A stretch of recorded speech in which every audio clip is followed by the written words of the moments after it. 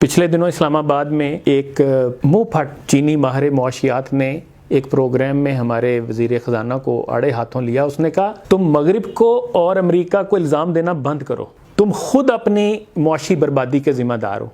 Japan तुम्हारा सारा ज़र मुबादला टोयोटा, होंडा, सुजुकी गाड़ियों की फ़रोख्त के ज़रिए ले उड़ता है और तुम उनसे पुर्जे लेते हो, यहाँ तुम उनको असेंबल करते हो। तुम उन गाड़ियों को बाहर बेच भी नहीं सकते, फिर तुम ज़र मुबादला के लिए सारी दुनिया में भीख मांगते फिरते हो।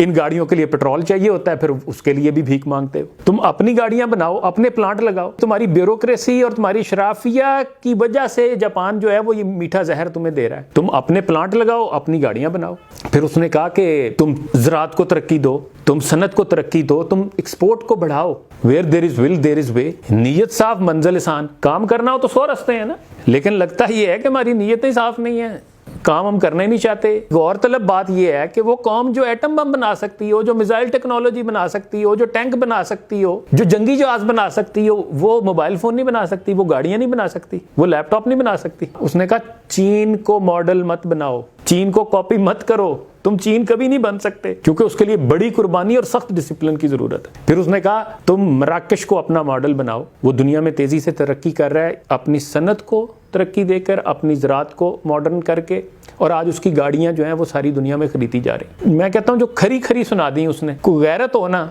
तो मैं तो ये फील कर रहा था कि ये ऐसे ही है जैसे चौक में खड़ा करके जूते मार देना किसी को। अगर हम में गैरत हो तो गैरत है बड़ी चीज़, जहाने तगो दो में पहनाती है ये दरवेश को ताजे सरे दारा। लेकिन वो गैरत हम लाएं कहाँ से? हम गुलाम इब्ने गुलाम इब्ने गुलाम, हमीयत नाम था जिसका, गई तैमूर के घर से। ये वाक़या पढ़ने के बाद ऐसे मुझे व्हाट्सएप पे आया तो मुझे ना इकबाल के वो अशार याद आ रहे थे। तुर्क हलाले अहमर का एक वफद जो है वो आया लाहौर में। अशार से पता ये चलता है कि मौलवी साहब ने ना लंबी नमाज पढ़ा दी। तो इस पे जो है ना इकबाल ने अशार कहे, उसका नाम है गुलामों की नमाज। असल बात तो यही है कि हम अभी तक गुलामी से नहीं निकले भाई, हम अपने फैसले खुद करते नहीं है। तो वो अशार ये है, वो कहता है कहा मुजाहिदे तुर्की ने मुझसे बादे नमाज, तवील सजदा है क्यों इस कदर तुम्हारे इमाम। ये बड़े लंबे लंबे सजदे करते हैं यार, तुम्हें और कोई काम नहीं है। तो फिर इकबाल कहते हैं वो सादा मर्दे मुजाहिद, वो मोमने आज़ाद, मैं यहाँ कहूँगा वो सादा चीनी जवान, वो बंदा है आज़ाद, खबर न थी उसे क्या चीज़ है नमाजे गुलाम। उसे क्या पता गुलामों की नमाज क्या होती। देखें तुर्क भी कभी गुलाम नहीं रहे ना, और आज भी आप उनके ट्रेट्स देखें, आपको लगता है। मैं गया हूँ,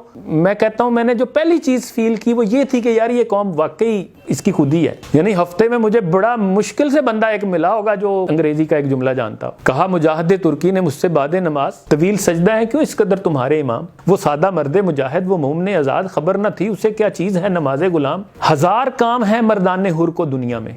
जो आजाद लोग होते हैं उनको बड़े काम होते हैं, उन्हीं के ज़ौक़े अमल से है उम्मतों के निज़ाम। बदन गुलाम का सोज़े अमल से है महरूम, के है मरूर गुलामों के रोज़ो शब पे हराम। गुलामों को तो पता ही नहीं होता उनकी क्या प्लानिंग होगी भाई, वो तो आका ने जो कहा है वो करेंगे बस, दैट्स ऑल, यही हमारी जिंदगी है। वो तो आज़ाद लोग होते हैं जो प्लानिंग करते हैं, जो लॉन्ग टर्म सोचते हैं, जो मुस्तकबिल को सोचते हैं। फिर आखिर पे इकबाल ने कहा कि तवील सजदा अगर हैं तो क्या ताज्जुब है, बराए सजदा और गरीबों को क्या है काम, गरीबों को और काम ही क्या सजदों के अलावा। खुदा नसीब करे हिंद के इमामों को वो सजदा जिसमें है मिल्लत की जिंदगी का प्याम। इकबाल आखिर पे दुआ करता है कि अल्लाह करे हमारे हिंद के इमामों को वो सजदा नसीब हो जिससे मिल्लतें खड़ी होती हैं, जिससे कौमें खड़ी होती हैं, जिससे कौमें अरूज पाती हैं, जिससे कौमें दुनिया में अपना मुकाम पैदा करती हैं।